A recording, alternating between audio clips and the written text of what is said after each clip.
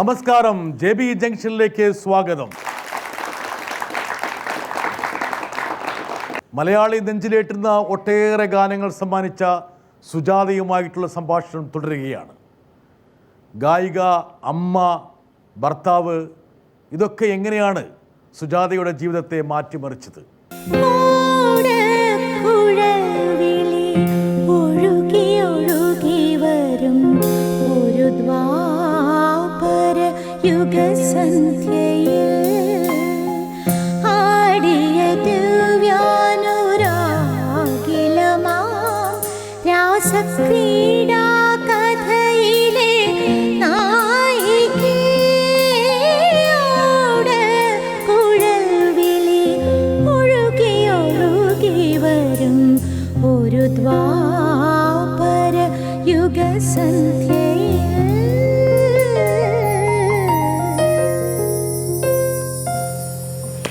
അസാധ്യമായൊരു പാട്ടാണ്.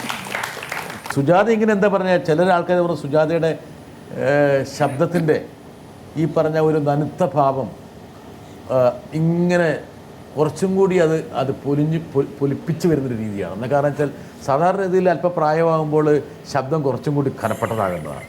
പക്ഷേ സുജാതയുടെ കാര്യത്തിൽ ഓക്കെ, പ്രായം കുറയുന്ന സമയത്ത് അതെ, വി ആർ ഗ്രോയിങ് യങ്ങർ. അതെ, അതാണ്. അല്ല, യഥാർത്ഥത്തിൽ സംഭവിക്കുന്നതാണ്. നമ്മൾ ഇംഗ്ലീഷിലെ ആൾക്കാരെ സൂചിപ്പിക്കാൻ വേണ്ടി പറയും ഗ്രോയിങ് യങ്ങർ എന്ന് പറയും. പക്ഷേ you are growing sweeter actually. ഞാൻ മാത്രമല്ല, വേണമെങ്കിൽ ഇനി ഞാൻ പറഞ്ഞുകൊണ്ട് ഇനി സുജാത മുഖലൊക്കെ എടുക്കാതിരിക്കണ്ട, ഞാൻ ഒരാളെ കൊണ്ടുവരാം. നോക്ക്, let us see. I heard this song, I love this song, I must say. It's so melodic, and especially the cross line where there is a slight variation. The whole song is long notes oda or prayogam, and it's very melodic and very soothing.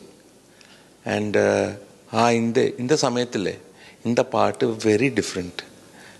It's got quality, it's got melody, and Sujata has sung it amazingly well. I mean, me and Sujata, we have sung a lot of songs together, and I'm so happy to hear her sing this song. It's a beautiful song. എവിടുന്നൊക്കെയാണ് ഈ പ്രശംസ വരുന്നത് സുജാത? അത് അദ്ദേഹം പറഞ്ഞത്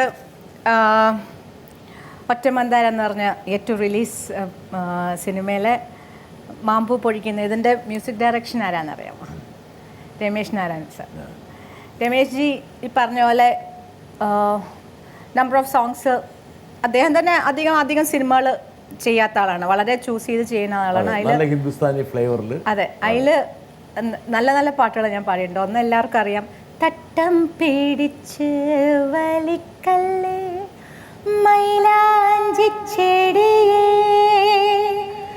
തരനല സിന്മേൽ ചുറ്റി പേടിക്കല്ലേ തൊട്ടാവാടിത്തയ്യേ തൊട്ടാവാടിത്തയ്യേ. അത് എനിക്ക് awards ഒക്കെ വാങ്ങിച്ചെന്ന് ദേശീയ അവാർഡിന് തരത്തിൽ പോലും ചർച്ച ചെയ്യപ്പെട്ട ഒരു പാട്ടാണത്. നമ്മുടെ PT കുഞ്ഞു മുഹമ്മദിൻ്റെ സംവിധാനത്തിൽ വന്ന ഒരു പാട്ട്, പരദേശി. രമേശ് ജിയുടെ പുതിയ സിനിമേൻ്റെ ഡിറക്ഷൻ ചെയ്ത വിനോദ് മഗ്രാൻ്റെ വലിയ ഫ്രണ്ടാണ്. അതിൽ നല്ലൊരു പാട്ട്. ആക്ച്വലി ഞാൻ കുറച്ചൊരു 1.5 വർഷമായിട്ട് ഞാൻ അധികം പാടുന്നുണ്ടായിരുന്നില്ല. ഷോസ് എന്നൊക്കെ മാറി നിൽക്കുക, ചെറിയൊരു ടേക്കിംഗ് ഓഫ്, ഒരു ശബ്ദ നിയന്ത്രണം, ഒരു ചെറിയൊരു അപ്ഗ്രേഡിങ്, നമ്മുടെ റീഹോളിംഗ് എന്നൊക്കെ പറയില്ല വണ്ടി, അതുപോലെ ഒരു അപ്ഗ്രേഡേഷൻ നടന്നുകൊണ്ടിരിക്കുകയാണ്. അപ്പോൾ അത് കഴിഞ്ഞിട്ട് പാടിയിട്ട് നല്ലൊരു പാട്ട് അതിന് ശേഷം വന്നപ്പോൾ നമുക്കൊന്നും പാടിയില്ല അത്. ഓക്കെ.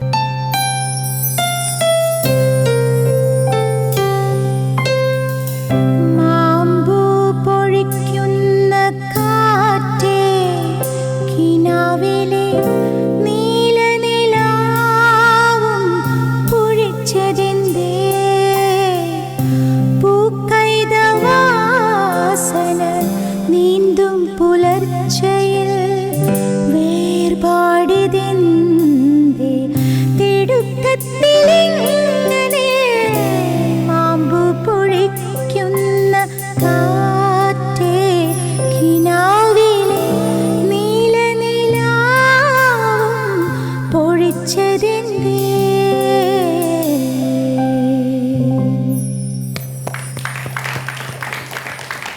ഇടയ്ക്ക് ഒരു വർഷത്തോളം സുജാത അല്പം ഒന്ന് മാറി നിന്നു. ഇപ്പം നേരത്തെ പറഞ്ഞൊന്ന് വർക്ക്ഷോപ്പിൽ കയറ്റി എല്ലാം കൊണ്ട് ശരിയാക്കി എല്ലാം ഓവർഹോൾ ചെയ്ത് അപ്ഗ്രഡേഷൻ പൂർത്തിയായോ? Shows yet to start, recordings. പക്ഷെ അതിനിടയിൽ നല്ല ജഡ്ജിങ് പാനലിൻ്റെ ഭാഗമായി മലയാളിക്ക് സുജാതയെ കാണാതിരിക്കാൻ പറ്റാത്തൊരു സിറ്റുവേഷനായി. ജഡ്ജിങ് ഓഫ് കോഴ്സ് എനിക്കിഷ്ടമുള്ളൊരു, ആദ്യം ഇഷ്ടമല്ലായിരുന്നു കേട്ടോ. പക്ഷെ കുഞ്ഞുങ്ങളുടെ പ്രോഗ്രാമൊക്കെ പോയി തുടങ്ങിയപ്പോൾ ഐ ജസ്റ്റ് സ്റ്റാർട്ട്. കാരണം നമ്മളതിൽ ഒരുപാട് സാധനം കടമെടുക്കാറുണ്ട് നമുക്ക് കയ്യിൽ, കുട്ടി അവർ പാടുന്ന പിള്ളേരുടെ കയ്യിൽ നിന്നൊക്കെ. It's a nice experience. പിന്നെ of course it's profitable also. അതെ, ജീവിതത്തിൻ്റെ എല്ലാ കാര്യങ്ങളും അത് നേടിത്തരും. ഒരുപക്ഷെ സംഗീതത്തിൽ വരുമാനം അല്പം കുറഞ്ഞാൽ തന്നെ റിയാലിറ്റി ഷോകൾ നേടിത്തരും. സുജാത ഒരുപാട് മഹാഗായികമാർ നമ്മുടെ ചക്രവാളത്തിൽ ഇങ്ങനെ ഉദിച്ചുയർന്നിട്ടുണ്ട്. അതിൽ എനിക്ക് തോന്നുന്നു സുജാതയ്ക്ക് ഏറ്റവും പ്രിയങ്കരിയായിട്ടുള്ളൊരു ഗായിക സുശീലാമ്മയായിരിക്കും. സുശീലാമ്മ, യെസ്. പ്രിയങ്കരി എന്ന് വെച്ചാൽ എനിക്ക് ഷീ ഈസ് മൈ ഗാഡ്. ഞാൻ ഏറ്റവും അധികം എന്താ പറയുക, ഏറ്റവും അധികം കേൾക്കുന്നതും എൻ്റെ കയ്യിൽ കളക്ഷനുള്ളതും എന്താ പറയുക, സുശീലമ്മ ഇരിക്കുമ്പോൾ നമുക്ക് മുൻവശിരിക്കാൻ പറ്റില്ല. ജസ്റ്റ് ഞങ്ങൾ ആ കോമ്പറ്റീഷനിൽ സുശീലമ്മ ഞങ്ങളുടെ ഇതിൽ വന്നിരുന്നു പ്രാവശ്യം. അപ്പോൾ കൂടെ ഇരിക്കാൻ അയ്യോ എന്തൊരു പ്രയാസമായിരുന്നു എന്ന് അറിയാമോ. ഞാൻ ഒരുപാട് എക്സൈറ്റഡ് ആവും സുശീലമ്മയെ കണ്ട. അങ്ങനത്തെ ഒരു സിംഗറാണ്. സുശീലമ്മയ്ക്ക് വേണ്ടി നമുക്കൊരു പാട്ട് പാടിയിട്ട് നമുക്ക് സുശീലമ്മയുടെ ഏതാ പാടണ്ട? അത്താൻ പാടട്ടെ. അതെ, പാടിക്കട്ടെ.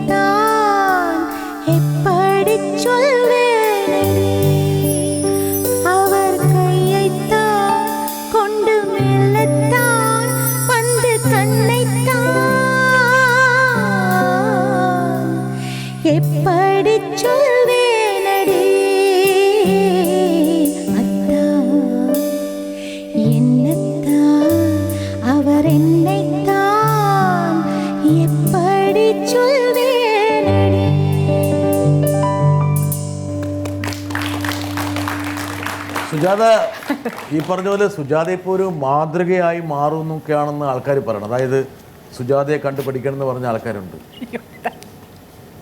കുറേ പൊട്ടസ്വഭാവം പഠിച്ചു പോകുന്ന പറയാൻ വേണ്ടിയാണ്.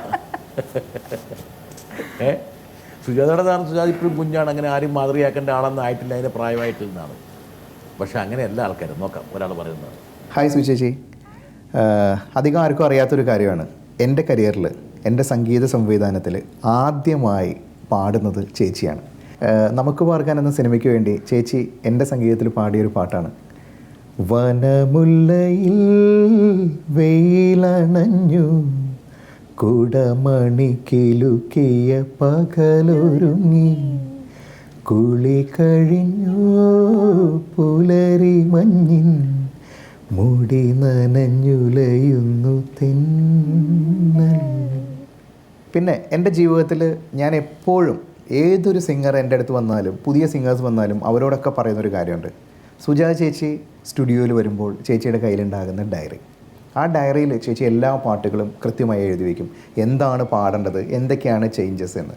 ഇപ്പോൾ ഒരു 3-4 ദിവസം മുന്നേ വരെ എൻ്റെ അടുത്ത് പാടാൻ വന്നൊരു പയ്യൻ്റെ അടുത്ത് ഞാൻ ഭയങ്കരമായിട്ട് ദേഷ്യപ്പെട്ടു. കാരണം വളരെ സീനിയറായ ചേച്ചിയുടെയൊക്കെ ആ ഒരു നേച്ചർ എന്നെയൊക്കെ വളരെയധികം വിസ്മയപ്പെടുത്തിയിട്ടുണ്ട്. കാരണം തുടക്കകാലങ്ങളിൽ നമുക്കത് അറിയില്ല, പക്ഷേ പിന്നീട് കരിയറിൽ ഓരോ ഘട്ടങ്ങൾ പിന്നിടുമ്പോഴും ആ ഒരു ഗ്രേറ്റ്നെസ്സാണ് ഫീൽ ചെയ്തിട്ടുള്ളത്. ആ ഒരു ഡെഡിക്കേഷൻ, പ്രൊഫഷണൽ ഇന്നത്തെ തലമുറയ്ക്ക് ഇല്ലാത്തതും അത് തന്നെയാണ്.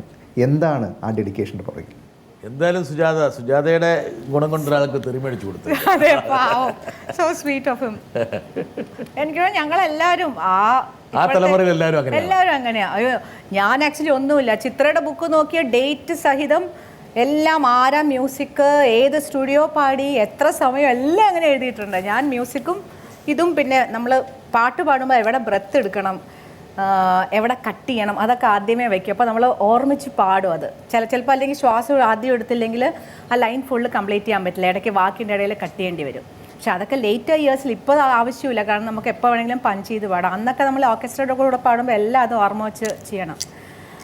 പക്ഷേ ഐ തിങ്ക് ഇപ്പോഴത്തെ പുതിയ കുട്ടികൾ കുറേ പേരൊക്കെ കുറച്ച് പേരൊക്കെ ഇതൊരു സൈഡ് ഇതായിട്ട് എടുത്തിട്ടുള്ളവരുണ്ട്. അതെ, ഇത് കാലഘട്ടത്തിന്റെ അനിവാര്യതയാണ്. ഈ പറഞ്ഞ പോലെ പഴയ പോലെ ഇതുപോലെ നിൽക്കേണ്ട കാര്യമില്ല. എന്നുവെച്ചാൽ ഇപ്പോൾ യഥാർത്ഥത്തിൽ സുജാതയ്ക്ക് അറിയാം, അതായത് ഒരു ശബ്ദം കിട്ടിയാൽ അതുകൊണ്ട് എന്തും ചെയ്യാനുള്ള ഒരു സാങ്കേതിക മിഴിവ് ഇവർക്കുണ്ട്.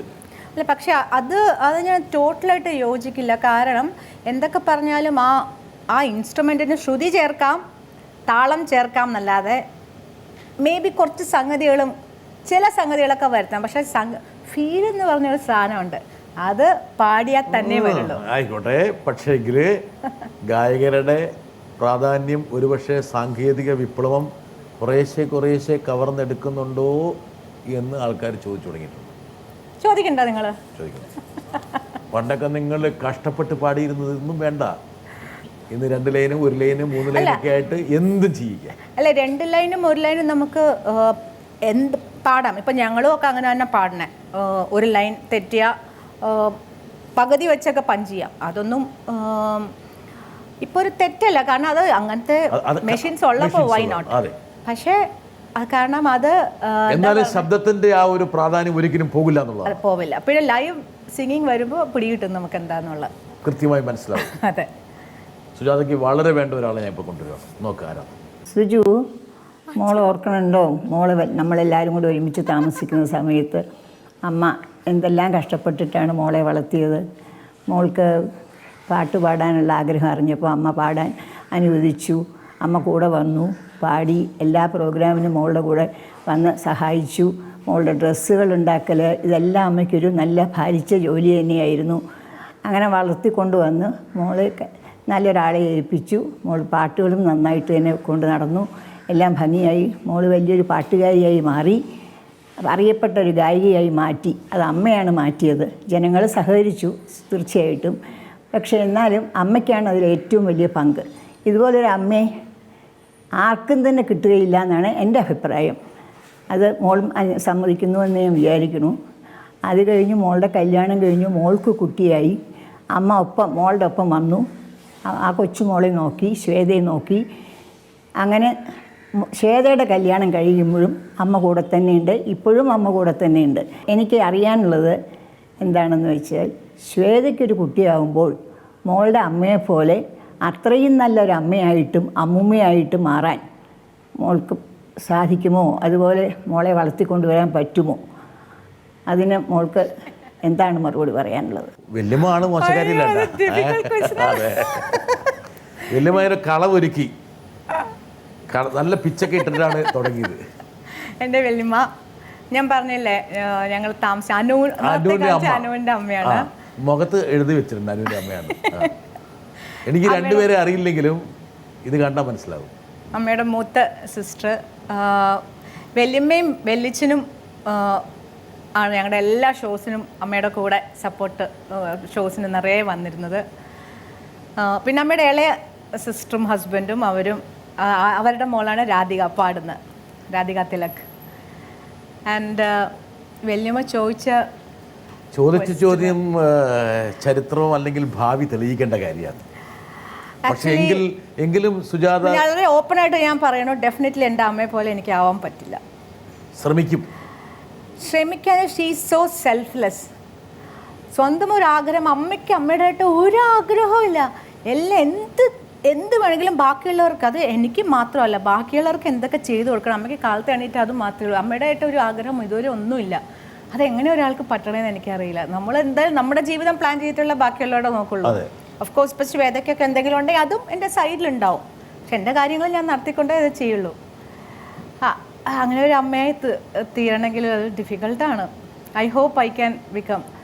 എനിക്ക് ആഗ്രഹമുണ്ട്. കാരണം ശ്വേത കുഞ്ഞിലെ അവളുടെ ഒരു ആവശ്യത്തിനും ഞാൻ അവളുടെ കൂടെ നിന്നിട്ടില്ല. അവളുടെ സ്കൂളിലാണെങ്കിലും പേരൻറ്റ് ടീച്ചർ അസോസിയേഷനോ അങ്ങനെ ഒന്നിനും അമ്മൂമ്മയാണ് കൂടെ പോകണം. എല്ലാവരും അവസാനം ഈ വയസ്സുകാലത്ത് ഒരു സ്ത്രീ ഇവർക്ക് ഒരു ഇത്രയും കൊച്ചുമോളുണ്ടായോ, കാരണം അത്രയും അമ്മൂമ്മയാണ് കണ്ടേക്കണം എല്ലാവരും. പിന്നെ സ്പോർട്സിന് അപ്പോൾ പൊടിയെന്ന് വിചാരിച്ചു പോവില്ല. അവളുടെ എത്ര ബർത്ത്ഡേസിന് ഞാൻ തുടക്കമില്ലാതെ ഞാൻ മിസ് ചെയ്തിട്ടുണ്ടെന്ന് അറിയാമോ. കേക്ക് കട്ട് ചെയ്യണ സമയത്തേ വരുള്ളൂ, റെക്കോർഡിംഗ് ഒക്കെ ഉള്ളപ്പോൾ ഒരു വിഷമമുണ്ടല്ലേ ഉള്ളിൽ? കുറച്ച് ഞാൻ അത് I think it's time to give her back. I hope I can do it. പക്ഷെ എൻ്റെ പാട്ടപ്പോൾ ബാക്ക് സീറ്റ് എടുക്കുമോ എനിക്കറിയില്ല, അത് വരണ പോലെ നോക്കാം. അവളത് സമ്മതിക്കില്ല. എന്തായാലും അമ്മ വീട്ടിലിങ്ങനെ എല്ലാവർക്കും വേണ്ടി ഉണ്ട് എന്നുള്ളതാണ് ഒരുപക്ഷെ സുജാതയുടെ ജീവിതത്തിലുണ്ടായിട്ടുള്ള ഏറ്റവും പ്രത്യേകത. അതില്ലായിരുന്നെങ്കിൽ വേണമെങ്കിൽ വലിയൊരു വ്യത്യാസം ഉണ്ടാകുമായിരുന്നു. അതെ, ഈ ഒരു ഞാനുമേ കളിയൊന്നും സാധ്യമാകില്ല. തീർച്ചയായിട്ടും. ശ്വേത ഒരിക്കലും എന്നെ പാട്ട് ബാക്ക് സീറ്റിലാക്കാൻ സമ്മതിക്കില്ല, അതെനിക്കറിയാം. അപ്പോൾ ഞാൻ എല്ലാം കൂടെ എങ്ങനെയാണ് നോക്കണേ. ശ്വേതയുടെ ഭയങ്കര ആഗ്രഹമാണ് ഞങ്ങൾ അമ്മയും ഞാനും കൂടെ ചേർന്ന് ഒരു എന്താ പറയണേ ഷോസ് പ്ലാൻ ചെയ്ത്. അവളിപ്പോൾ അവളുടെ തന്നെ ഷോസ് ചെയ്യുന്നുണ്ട്, വേറെന്തോ യൂഷ്വൽ ഷോയിൻ്റെ ഫോമാറ്റിലല്ലാതെ വേറെ ഡിഫറെൻ്റ് പുതിയൊരു ഷോ ടൈലർ മെയ്ഡ് ആയിട്ട് അല്ലേ, ഒന്ന് കോറിയോഗ്രാഫി ചെയ്യണം. അതുപോലെ അമ്മയുടെയും ചേർന്ന് എനിക്ക് ചെയ്യണം, അമ്മയും ഞാനും കൂടെ എന്ന് പറഞ്ഞാൽ അമ്മയും മകളും അങ്ങനെ ഒരു ആഗ്രഹം ഉണ്ടെന്ന് പറയണു. അറിയില്ല, അപ്പോൾ അവൾക്കൊരു ഭാവയാവുമ്പോൾ ഞാൻ ഏതിനെ പ്രിഫറൻസ് കൊടുക്കണം അപ്പോൾ നോക്കാം. ഒരു വീട്ടുകാരൻ കൂടി വരട്ടെ. സുജാത എന്ന ബേബി സുജാത എന്ന സുജു ഞങ്ങളുടെ കുടുംബത്തിലെ ഏറ്റവും പ്രശസ്തയായ ഗായികയാണ്. കുട്ടിക്കാലത്തൊക്കെ ഞാൻ സുജുവിനെ കാണുമ്പോൾ ബേബി സുജാത എന്നുള്ള പേരിൽ കേരളവും കേരളത്തിന് പുറത്തുമുള്ള എല്ലാ മലയാളികൾക്കും അറിയാവുന്ന ഒരു ഗായികയാണ്. ഈ കുട്ടിക്കാലത്തെ ചൈൽഡ് പ്രോഡിജീസ് പിൽക്കാലത്ത് അവർ മെച്യൂർ ആർട്ടിസ്റ്റ് ആകുമ്പോൾ അവർക്ക് ഒരുപാട് ബുദ്ധിമുട്ടിലൊക്കെ അവർക്ക് ഒരുപക്ഷെ ഫേസ് ചെയ്യേണ്ടി വരും. അതുപോലെ ഗുണങ്ങളും കാണും, ദോഷങ്ങളും ഗുണങ്ങളും എല്ലാം. അപ്പോൾ അത്തരത്തിലുള്ള ഒരു ഗുണങ്ങളും ദോഷങ്ങളും എന്തൊക്കെയാണ് സുജുവിന് ഫേസ് ചെയ്യേണ്ടി വന്നിട്ടുള്ളത്? മിസ് ചെയ്തിട്ടുണ്ടെന്നെങ്കിലും ഈ ഒരു ചൈൽഡ് പ്രോഡിജൊക്കെ ആകുമ്പോൾ പ്രശസ്തിയായി കഴിഞ്ഞാൽ അതിൽ ഒരുപാട് വേണമെങ്കിൽ ഈ ചൈൽഡ്ഹുഡിലെ സന്തോഷങ്ങൾ, പിന്നെ യൗവനകാലത്തെ അതൊക്കെ, because you are in A radar എപ്പോഴും.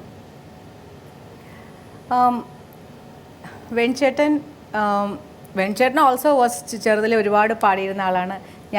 ഞങ്ങളുടെ വീട്ടിൽ വന്ന് കോമ്പറ്റീഷനൊക്കെ അന്ന് യൂത്ത് ഫെസ്റ്റിവലിലൊക്കെ എന്താ പറയുന്നത്, എല്ലാവരുടെയും നോട്ടപ്പുള്ളി എന്ന് പറയാൻ പറ്റില്ല, എല്ലാവരുടെയും ഒരു ഹരമായിരുന്നു വെൺചേട്ടൻ. ഹീ വാസ് ആക്ച്വലി എൻ്റെ ഒരു ഐഡലായിരുന്നു എന്ന് തന്നെ പറയാം. കാരണം സംഗതികൾ പാട്ടിൻ്റെ പെർഫെക്ഷൻ വീട്ടിൽ വന്ന് പ്രാക്ടീസ് ചെയ്തപ്പോൾ ഒരു കോമ്പറ്റീഷന് മുമ്പ് വീട്ടിൽ വന്ന് നമുക്ക് പ്രാക്ടീസ് ചെയ്യണ കേൾക്കാം, എന്ത് പെർഫെക്ഷൻ അറിയാം. അപ്പോൾ അത് കേട്ട് ഞാൻ ഒരുപാട് എൻ്റെ സംഗീതത്തിൽ കൊണ്ടുവരാൻ ഞാൻ നോക്കിയിട്ടുണ്ട് വെൺചേട്ടൻ്റെ സിംഗിങ്. എനിക്ക് ഭയങ്കര ഇഷ്ടമുള്ളൊരു സിംഗറാണ് വെൺചേട്ടൻ്റെ. ക്വസ്റ്റ്യൻ ഡെഫിനറ്റ്ലി ഈ ചെറിയ വയസ്സിൽ നമ്മുടെ തലയിൽ അത് പ്രോഡിജി ആണോ, ഞാൻ പ്രോഡിജിയാന്ന് പറയില്ല. ഓഫ് കോഴ്സ് ആ സമയത്ത് ഒരുപാട് പാടിയിരുന്നു, പ്രശസ്തി ഉണ്ടായിരുന്നു. അത് തലയിൽ കയറിയാൽ പ്രശ്നം തന്നെയാണ്. പിൽക്കാലത്ത് തലയിൽ കയറാൻ ആരൊക്കെയായിരുന്നു കൂടെ, ഒന്നാമത് എൻ്റെ ചേട്ടന്മാർ, എൻ്റെ കസിൻസ്, ഇവരൊക്കെ എല്ലാവരും ഗ്രൗണ്ടഡ് ആക്കി നിർത്തും. പിന്നെ ദാസേട്ടൻ എല്ലാവരും ഉണ്ട്. അപ്പോൾ നമുക്കറിയാം നമ്മുടെ കുറവുകൾ. അപ്പോൾ ഇപ്പോഴും ഐ നോ എൻ്റെ കുറവുകൾ എന്തൊക്കെയാണ്, എൻ്റെ പ്ലസ് പോയിന്റ്സ് എന്തൊക്കെയാണ്, എല്ലാം ഞാൻ വളരെ അവെയറാണ്. സോ അത് സമൂഹം ഭയങ്കര ഇന്റർഡിപെൻഡന്റ് ആയിപ്പോ ഒരാൾക്കും അങ്ങനെ ഒരു വേറെ രീതിയിലേക്ക്. എനിക്ക് തോന്നുന്നു ബുദ്ധിയുള്ളവരൊക്കെ അങ്ങനെ ചെയ്യുള്ളൂ. നമ്മൾ തലയിൽ കയറി കഴിഞ്ഞാൽ നമുക്കറിയണ്ട, നമ്മളെ തന്നെ അറിഞ്ഞില്ലെങ്കിൽ പിന്നെന്താ. സോ പക്ഷെ കുറച്ച് പ്രഷേഴ്സ് എനിക്ക് തോന്നുന്നു എന്നെക്കാട്ടും ആ പ്രഷേഴ്സ് കൂടുതൽ അനുഭവിക്കുന്നത് ശ്വേതയും വിജയായിരിക്കും. കാരണം അവർക്ക് സിംഗേഴ്സ് പേരൻസ് ആയിരുന്ന വിജുവിന് ഭയങ്കരമായിരിക്കും. ദാസേട്ടൻ എന്ന് പറഞ്ഞ ഒരു വലിയൊരാളുടെ മകനായിട്ട് സ്വന്തം ഒരു ഐഡൻറ്റിറ്റി ഉണ്ടാക്കിയെടുക്കുക എന്നൊരു ഭയങ്കര ഡിഫിക്കൽട്ടാണ്. എന്നെക്കാട്ടും അവരുണ്ടവരാണ് കുറച്ച് കഷ്ടപ്പെടുന്നത്. ഒരാൾ വരുന്നുണ്ട് എന്തോ. സുജു പലർക്കും അറിയാത്ത കുറച്ച് ടാലൻസ് സുജുവിനുണ്ട് അപ്പാർട്ട് ഫ്രം സിംഗിങ്. അതായത് സുജു നന്നായി വരയ്ക്കുകയായിരുന്നു, ഈവൻ സെൽഫ് പോർട്രേറ്റും കൂടെ വരയ്ക്കും, അതൊക്കെ ഓർമ്മയുണ്ടല്ലോ. പിന്നെ നന്നായി പഠിക്കാൻ വളരെ മിടുക്കിയായിരുന്നു, ഡാൻസും നന്നായി ചെയ്യുമായിരുന്നു. അപ്പോൾ എനിക്ക് സുജുവിനോട് ചോദിക്കാനുള്ളത്, സപ്പോസ് ഒരു ഗായിക ആയിരുന്നില്ലെങ്കിൽ ഇതിൽ എന്ത് പ്രൊഫഷൻ എടുത്തേനെ?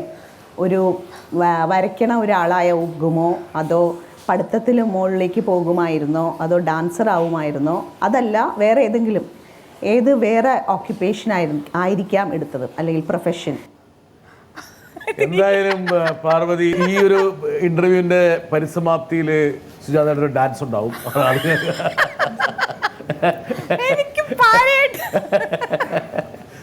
ഡാൻസ് ഏത് പാട്ടിന്റെ ഡാൻസ് കളിച്ചുകൊണ്ടത്? ഡാൻസ് ക്ലാസ്സിൽ ഞങ്ങൾ രണ്ടുപേരും കൂടി ചേർന്ന് പഠിച്ചിട്ടുണ്ട് കേട്ടോ. അത് ഞാൻ പറഞ്ഞില്ല, ഭയങ്കര നോട്ടിയാണ്. അപ്പോൾ ഞാൻ പറയുള്ളത്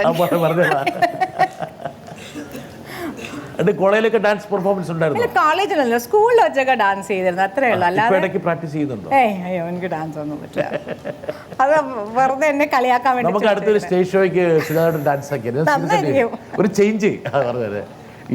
എനിക്ക് ഭയങ്കര ഇഷ്ടമുള്ള ഒരു ആർട്ടാണ് പെയിന്റിങ്. പക്ഷെ പെയിന്റിങ് ആക്ച്വലി പഠിക്കായിരുന്നു എന്ന് തോന്നുന്നു. സ്റ്റിൽ നോട്ട് ലേറ്റ് അല്ലേ പെയിന്റിങ് പഠിക്കാൻ? പെയിന്റിങ്ങിന് ഒരു കണക്കിന് പെയിന്റിങ്ങിന് സമയം ആകുന്നേ ഉള്ളൂ. കാരണം വെച്ചാൽ കുറച്ചുകൂടി അപ്പൊ പതുക്കെ റിട്ടയർ ചെയ്ത്. അല്ലല്ല, അതുകൊണ്ടല്ല ഞാൻ പറഞ്ഞത്.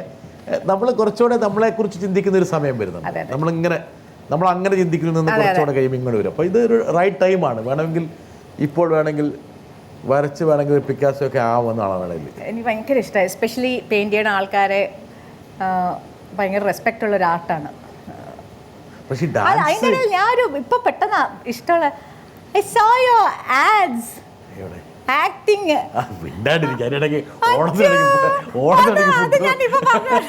ഓണത്തിനിടയ്ക്ക് പുട്ടുകച്ചവടം. അല്ല, സുജാതയുടെ ഡാൻസ് അത് വളരെ പ്രശസ്തമാകാൻ പോകട്ടെ എനിക്ക്. എന്നുവെച്ചാൽ ഈ അനു ഇത് ഈ പറഞ്ഞ പോലെ കാറ്റീസ് ഔട്ട് ഓഫ് ദി ബാഗ് എന്ന് പറഞ്ഞ പോലെ ഇത് പുറത്തിട്ട് സ്ഥിതിക്ക് നന്നായി. ഇവിടെയല്ലേ പറഞ്ഞേ, വല്ല എന്താണ് റിയാലിറ്റി ഷോയിലെങ്കിൽ അവരെ പിള്ളേരെ കൂടെ വിളിച്ചേനെ. അടുത്ത പരിപാടിയിൽ ഇനി റിയാലിറ്റി ഷോയിൽ പോകുമ്പോൾ അവർ പിള്ളേർ പറയും കയറിക്കോളാൻ പറയും. ഡാൻസ് നന്നായിട്ട് വശമുള്ള ഒരു ഗായിക എന്തോ പറയാൻ ആഗ്രഹിക്കുന്നു. നോക്കട്ടെ, റിമി ആയിരിക്കും. ചേച്ചി ബേബി സുജാതയായിരിക്കുന്ന സമയത്തൊട്ടേ നമുക്കറിയാം ദാസാറിനോട് പാടുന്നു, സ്റ്റേജ് ഷോസിൽ പാടുന്ന ഫോട്ടോസ് ആയിക്കോട്ടെ, വീഡിയോസ് ആയിക്കോട്ടെ. എൻ്റെ മമ്മിക്കൊക്കെ പറഞ്ഞ ചേച്ചി ആദ്യം അടിയിക്കുന്ന പാട്ടൊക്കെ ഇപ്പോഴും അവർ അത്രയും ഫേവറേറ്റ് പാട്ടുകളാണ്. അന്നൊക്കെ സ്കൂളിൽ റേഡിയോയിൽ കൂടെ ശബ്ദം കേട്ടിട്ടാണ് ചേച്ചിയെ കൂടെ ബേബി സുജാത എന്ന് എല്ലാവരും തിരിച്ചറിയുന്നത്. ഇപ്പോൾ അത് കഴിഞ്ഞ് ചേച്ചിക്ക് ഒരു ബേബിയായി ശ്വേത, എല്ലാവർക്കും അറിയാം. മലയാളത്തിൽ ഇപ്പോഴത്തെ ഏറ്റവും ടോപ്പ് സിംഗറിലുള്ള ഒരാളാണ്. പക്ഷേ ചേച്ചിയുടെ യഥാർത്ഥ പ്രായവും നമുക്കറിയാം. എന്നാലും ചേച്ചിയുടെ ഒരു എന്താ പറയുക പ്രസരിപ്പിൻ്റെ രഹസ്യം കൊണ്ടാണോ ഈ ശബ്ദത്തിലെ സൗന്ദര്യം കാത്തു സൂക്ഷിക്കുന്നത് പോലെ തന്നെ ഈ മുഖത്തുള്ള സൗന്ദര്യവും പ്രഭയും എത്രത്തോളം ഇങ്ങനെ കാത്തു സൂക്ഷിക്കാൻ എങ്ങനെ സാധിക്കുന്നു? കണ്ടു കഴിഞ്ഞ് ഇപ്പോൾ ഒരു 28-32 അത്രേ പറയത്തുള്ളൂ. ഇതിൻ്റെ ഒരു രഹസ്യം എന്താണ്? അത് നമുക്കറിയേണ്ടത്. ഞാനൊരു 35 വരെ കൊടുത്തിരുന്നു, അതിപ്പോ 28 കളഞ്ഞു. അതെ, എനർജിയുടെ ചോദിക്കുന്ന ആളാണ്. അവിടുന്നാണ് ഞങ്ങളെ എനർജി എടുക്കണേ. റിമി ഇങ്ങനെ റബ്ബർ പന്ത് പോലെയല്ലേ, ഇങ്ങനെ തട്ടിക്കഴിഞ്ഞാൽ മോളേക്ക് പോയിക്കോളും. സമ്മതിച്ചു കൊടുക്കണം കേട്ടോ. I really appreciate Har. ഇത്രയും ഏരിയയിൽ അതും ചെയ്യുന്ന തൊടുന്നതെല്ലാം പൊന്നാക്കണ ഒരു കുട്ടിയാണ്, മിടുക്കി. വരട്ടെ ഒരാൾ കൂടി. ഒരുപാട് കാലമായിട്ട് ഞാൻ സുജുവിനോട് ചോദിക്കണമെന്ന് വിചാരിച്ചിട്ടുള്ള ഒരു കാര്യം, ഈ അടുത്ത് പോലും ഒരു പ്രോഗ്രാമിന് ഒരു വേദിയിൽ നിന്നിട്ട് നിങ്ങൾ ഭാര്യ ഭർത്താക്കന്മാർ 2 പേരും നിന്നിട്ട് സുജു പാടിയ ഒരു പാട്ട് മനോഹരമായിട്ട് പാടി. ഡോക്ടർ മോഹൻ വളരെ മനോഹരമായിട്ട് ആ പാട്ട് അവിടെ ആലപിച്ചു. അപ്പോൾ ഇത്രയും കാലമായിട്ട് സുജു പറയാറുണ്ട് കാഷ്വലി, മോഹൻ നന്നായിട്ട് പാടും. പക്ഷെ ഇത്ര നന്നായിട്ട് പാടുമെന്ന് എന്തുകൊണ്ടും പറഞ്ഞില്ല. നമുക്ക് നമ്മുടെ നല്ല കാലത്ത് കുറച്ച് ഒരു 2 വരിയൊക്കെ സിനിമയിൽ പാടാൻ അർഹമായ ഒരു വ്യക്തിയായിരുന്നല്ലോ മോഹൻ. എന്തുകൊണ്ട് സുജു ഇതുവരെ അത് സൂചിപ്പിച്ചില്ല?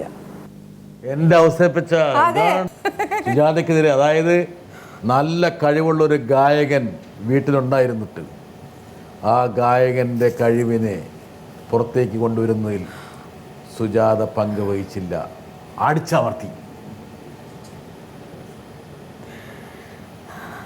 ഈ ചോദ്യം ഔസേപ്പച്ചൻ്റെ ഈ ചോദ്യം നമ്മൾ ചർച്ച ചെയ്യുന്നതിന് മുമ്പ് ഒരിടവേളയ്ക്ക് നിങ്ങൾ പോവുകയാണ്. പ്രഷർ എങ്ങോട്ടും പോകരുത്. എന്തായാലും ഔസേപ്പച്ചന് ഈ ചോദ്യം ചോദിച്ച സ്ഥിതിക്ക് എനിക്ക് സുജാതയുടെ ഭാവങ്ങളൊക്കെ എനിക്ക് അറിയണം. പക്ഷേ ഞാൻ മോഹനൻ ചേട്ടനെയും കൂടെ കൊണ്ടുവരാൻ പോവുകയാണ്. ഡോക്ടർ മോഹൻ, JB ജംഗ്ഷനിലേക്ക് സ്വാഗതം. നമസ്കാരം. വളരെയധികം സന്തോഷമുണ്ട് ഇവിടെ വന്നതിന്. ഇത് സുജാതയ്ക്ക് എൻ്റെ മുഖത്ത് നോക്കി നുണ പറയാതിരിക്കാൻ വേണ്ടിയിട്ട് ഞാൻ ചെയ്ത ഒരു കാര്യമാണ്. എന്തായാലും ഡോക്ടർ മോഹനെ ഇവിടെ ഇരുത്തി കഴിഞ്ഞാൽ കുറേ കള്ളം ഒഴിവായി കിട്ടും, എനിക്ക് ഉറപ്പായിട്ട് അറിയാം. അപ്പോൾ ഔസേപ്പച്ചൻ്റെ ഒരു ചോദ്യം ചോദിച്ചു, അതുപോലെ ഒരു ചോദ്യം വേറൊരാളും കൂടി ചോദിച്ചിട്ടുണ്ട്. ഉണ്ണിമേനോൻ ഡോക്ടറാണ്, പക്ഷെ നല്ലൊരു മ്യൂസീഷ്യനായിട്ട് വളരാനുള്ള ഒരു സാഹചര്യം മോഹൻ ഉണ്ടായിരുന്നു. എവിടെ കളഞ്ഞു? പറ. വീട്ടിൽ അടിച്ചമർത്തപ്പെട്ടിരിക്കില്ല, അതുകൊണ്ട് ഇവിടെ പറ. പറ. അല്ല, ഇത് എന്താണെന്ന് വെച്ചാൽ ഞാൻ ചെറുപ്പത്തിൽ ഒരു ആഗ്രഹം പ്രകടിപ്പിച്ചു. അപ്പം എല്ലാവരും പറഞ്ഞു തനിക്ക് അവിടെ എന്ത് ചാൻസ്, ദാസേട്ടനും ജയചന്ദ്രനും വലിയ വലിയ പ്രഗത്ഭർ പാടിക്കൊണ്ടിരിക്കുമ്പോൾ നിങ്ങൾക്ക് ചാൻസ് കിട്ടുന്ന നല്ല തോന്നലുണ്ട് എന്ന് പറഞ്ഞിട്ട് അങ്ങനെ ആ കാലത്തെ നമ്മൾ പറഞ്ഞത് 60s 70s നമ്മൾ ഈ സ്റ്റേജ് ഷോസ് ഒക്കെ നടന്നുകൊണ്ടിരിക്കുമ്പോൾ കൈ പിടിച്ചിട്ട്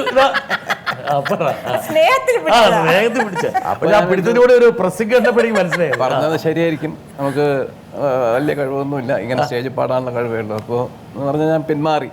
പിന്നെ ഇപ്പം നിറച്ചും ഈ ഷോസിലും പിള്ളേരും എല്ലാവരും കയറി പാടുമ്പോൾ അപ്പോഴാണ് പാടായിരുന്നു എന്നൊരു കണ്ട സുജാത.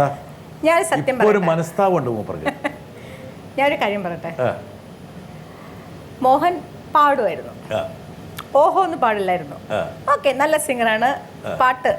പക്ഷേ ഈ 2-3 വർഷമായിട്ട് ഈ കരോക്കെ എന്നൊക്കെ പറഞ്ഞ സാധനങ്ങളും എക്വിപ്മെന്റ്സ് ഒക്കെ വന്നു കഴിഞ്ഞ് വീട്ടില് സ്ഥിരം പാട്ടാണ്.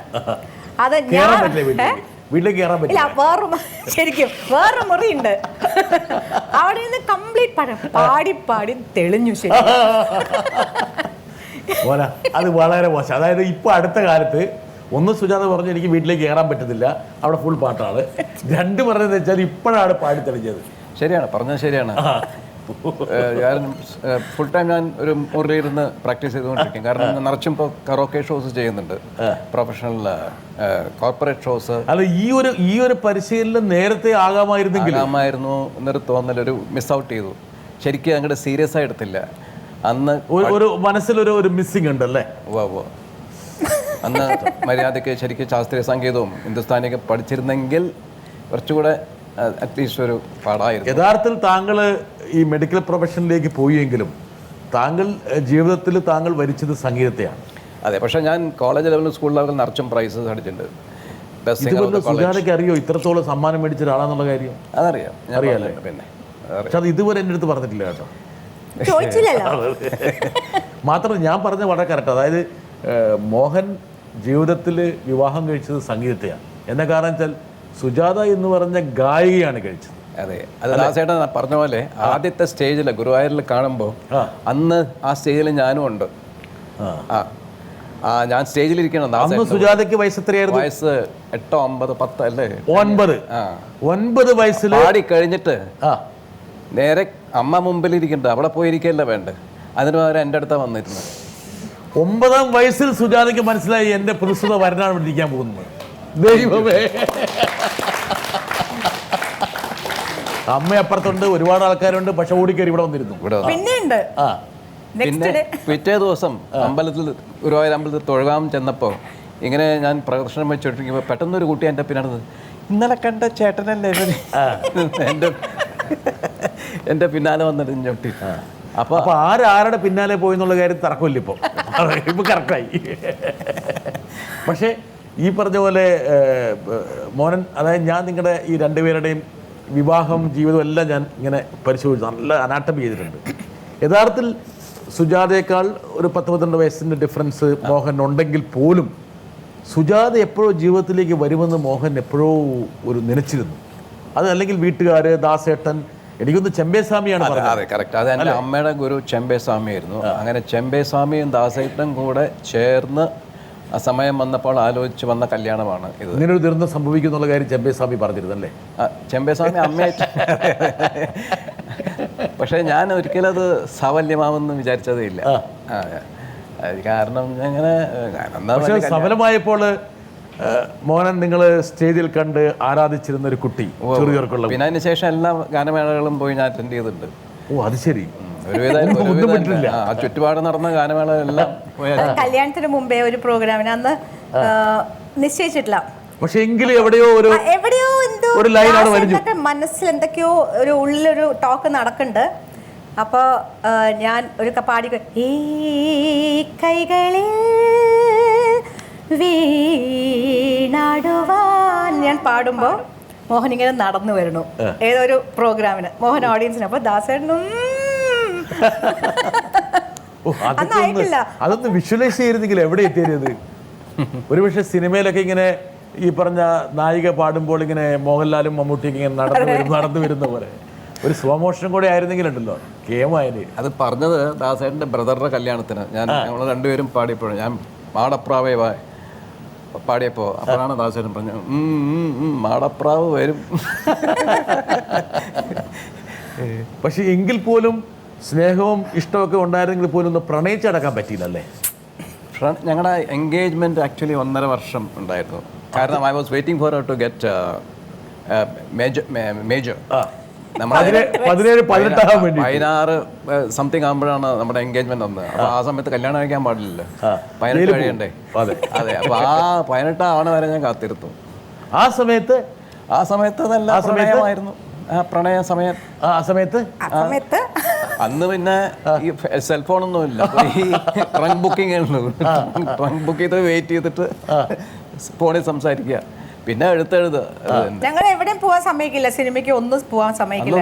ഞങ്ങളെ കാണാൻ കൂടെ സമ്മതിക്കില്ല, തൊടാൻ കൂടെ സമ്മതിക്കില്ല. ഒരു സെക്കൻഡ്, അന്ന് തൊടാൻ പറ്റായിരുന്നു, ഇന്ന് തൊട്ടോ വേണമായിരിക്കും. അതെ,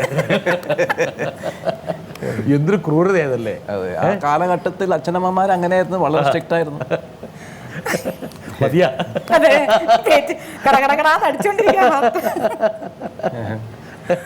പക്ഷേ മോഹന, സാധാരണഗതിയിൽ ഇപ്പോൾ ഇവിടെ സുരേഷ് ഗോപിയുടെ ഒരു ബൈറ്റിൽ പറഞ്ഞൊരു കാര്യമുണ്ട്. ഞാൻ പോലും എന്നെപ്പോലെ ചെറുപ്പക്കാർ എൻ്റെ ജീവിതത്തിലേക്ക്, ഞങ്ങളുടെ ജീവിതത്തിലേക്ക് കടന്നു വരണമെന്ന് ആഗ്രഹിച്ച രൂപഭാവവും കഴിവും പ്രാഗൽഭ്യവും സിദ്ധിയും സൗരഭ്യമുള്ള കുട്ടിയായിരുന്നു സുജാത. പലരും കല്യാണം കഴിക്കണമെന്ന് ആഗ്രഹിച്ചിട്ടുണ്ട്, സംശയമില്ല. തെറ്റില്ല, അവരുടെയൊക്കെ ആഗ്രഹമല്ലേ. അവർക്കൊന്നും കിട്ടാതിരുന്ന നല്ലൊരു ഗാനഗോകുലത്തെ ഡോക്ടർ മോഹന് കിട്ടിയല്ലോ. ഇതൊക്കെ വിധി ദൈവം നിശ്ചയിച്ച പോലെ. ഒരു ദൈവത്തിന്റെ marriage is made in heaven എന്ന് പറയാറില്ലേ? നമുക്കും ഇതുപോലെ നിറച്ചും പ്രണയം ഉണ്ടായിരുന്നു. മെഡിക്കൽ കോളേജിലും ഒക്കെ നിറച്ചും എനിക്ക് എൻ്റെ പിന്നാലെ ഉണ്ടായിരുന്നു പെൺകുട്ടികൾ. ഞാൻ അവരെയൊക്കെ വേണ്ടാന്ന് പറഞ്ഞില്ലേ? അതിൻ്റെ അടുത്ത് ഡോക്ടർ വേണുഗോപാൽ പറഞ്ഞു ഒരുപാട് പെണ്ണുങ്ങളുടെ കാര്യം. അത് ഞാനിപ്പം പറയണ്ടല്ലോ, പറയണ ഉണ്ടായിരുന്നു. സുജാത പറയണ വേണ്ട. അതെ, പക്ഷെ അവരെ ഒന്നും വേണ്ടാന്ന് വെച്ചു. രണ്ടൊന്നും വേണ്ടാന്ന് വെച്ചു. കാരണം I don't want to marry a doctor, I wanted to marry a singer only. ഓ, അത് വലിയ ജീവിത നിശ്ചയമായിരുന്നു.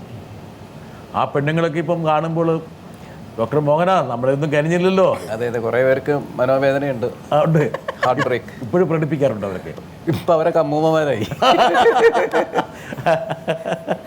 സുജാതയുടെ ഒരു പ്രത്യേകത, സുജാതയെ മലയാളി സാധാരണ കാണുന്നത് ഈ ഒരു ഘടകം വെച്ചിട്ട്, അല്ലെങ്കിൽ ഈ ഒരു സവിശേഷത സുജാതയ്ക്ക് നൽകാറുണ്ട്. വേണമെങ്കിൽ ഒരു ചെറുപ്പക്കാരൻ ഞാൻ കൊണ്ടുവരാം. കരിമിഴിക്കുരുവിയെ കണ്ടീല, നിൻ ചിരിമണി ചിലമ്പൊലി കേട്ടീല, നീ പണ്ടേ എന്നോടൊന്നും മിണ്ടീല.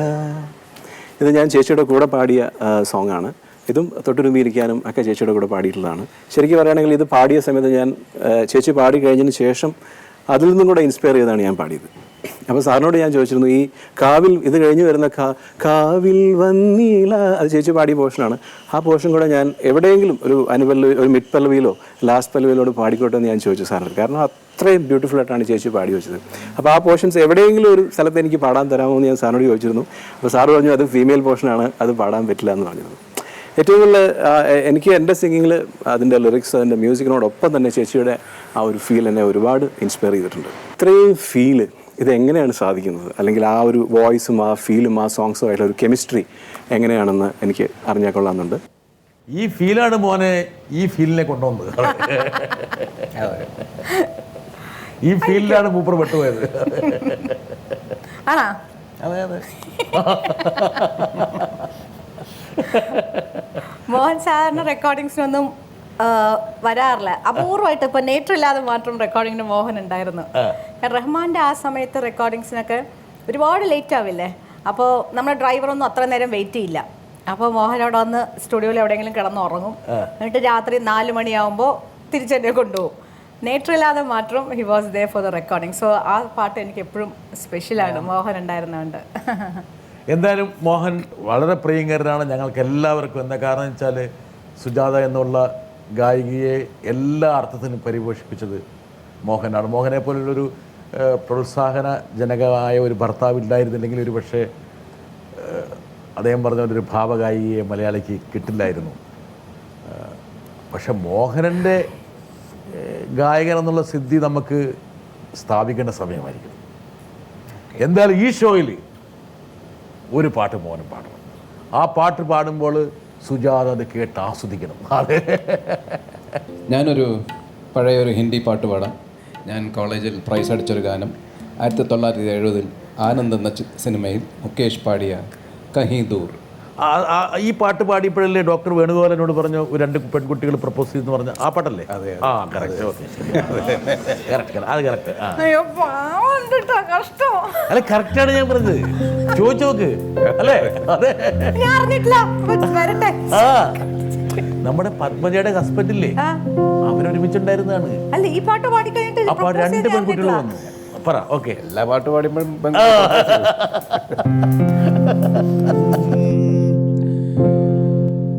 कहीं दूर जब दिन डल जाए, सांझ की दुल्हन बदल चुराए, चुप कैसे आए मेरे ख्यालों के आंगन में, कोई सपनों के दीप जलाए, दीप जलाए कहीं दूर जब दिन डल जाए, सांझ की दुल्हन बदल चुराए, चुप कैसे आए मेरे ख्यालों में आंगन में, कोई सपनों के दीप जलाए, दीप जलाए कहीं दूर जब दिन डल जाए, सांझ की दुल्हन बदल चुराए, चुप कैसे आए. ഒരു പുതിയൊരു ഗാനോദയത്തിന് വേണ്ടി ഞങ്ങൾ കാതോർക്കുകയാണ്. സുജാത, ഇനിയും ഞങ്ങൾക്ക് ഇങ്ങനെ അടിച്ചമർത്തപ്പെട്ട ഒരു ഗായകനെ ഞങ്ങൾക്ക് സഹിക്കില്ല. സ്വാതന്ത്ര്യം പ്രഖ്യാപിക്കും മോഹൻ. ആക്ച്വലി സിംഗിങ് നല്ലോണം പാടുന്നു ഇപ്പോൾ. മോന, സംഗീതമാണ് ഡോക്ടർ മോഹനെയും സുജാതയും ഒന്നിപ്പിച്ചത്. ഒരുപക്ഷെ സംഗീതത്തിൻ്റെ സൗരഭ്യമാണ് നിങ്ങളുടെ ജീവിതത്തിൽ അടിമുടി നിറഞ്ഞിരിക്കുന്നത്. 2 പേരും കൂടി ഒരു ഡൂയറ്റ് പാടിക്കൊണ്ട് നമുക്ക് ഈ ഒരു സംഭാഷണം നമുക്ക് അവസാനിപ്പിക്കാം. അതിനുശേഷം ഇനി ഒരുപാട് അവാർഡുകൾ ഡോക്ടർ മോഹൻ വാരി കൂട്ടുമ്പോൾ ഞാൻ ഇവിടെ ഡോക്ടർ മോഹനെ കൊണ്ടുവന്നു സുജാതയെ മാറ്റി നിർത്തിക്കൊണ്ട് നമ്മൾ 2 പേരും തമ്മിൽ മാത്രം ഒരു അഭിമുഖം. അത് നമ്മൾ പറയാൻ വിട്ടുപോയ ഒരുപാട് കാര്യങ്ങളുണ്ട്. സുജാത മറച്ചു വെച്ച കാര്യങ്ങൾ അതെല്ലാം നമ്മൾ പുറത്തേക്ക് എടുക്കും. ഈ നിഷ്കളങ്കനായ മോഹനിൽ നിന്ന് ഞാനന്ന് എല്ലാം എടുക്കും. നമുക്കൊരു ഡുവറ്റ് പാടിയിട്ട് നമുക്ക് ഓക്കെ. കുടമുല്ലപ്പൂവിനും മലയാളി പെണ്ണിനും ഉടുക്കാൻ വെള്ള പുടവ, കുളിക്കാൻ പനിനീർ ചോല, കൂന്തൽ മിനുക്കാൻ ഞാറ്റുവേല, കൂന്തൽ മിനുക്കാൻ ഞാറ്റുവേല. കുടമുല്ലപ്പൂവിനും മലയാളി പെണ്ണിനും ഉടുക്കാൻ വെള്ള പുടവ, കുളിക്കാൻ പനിനീർ ചോല, കൂന്തൽ മിനുക്കാൻ ഞാറ്റുവേല, കൂന്തൽ മിനുക്കാൻ ഞാറ്റുവേല.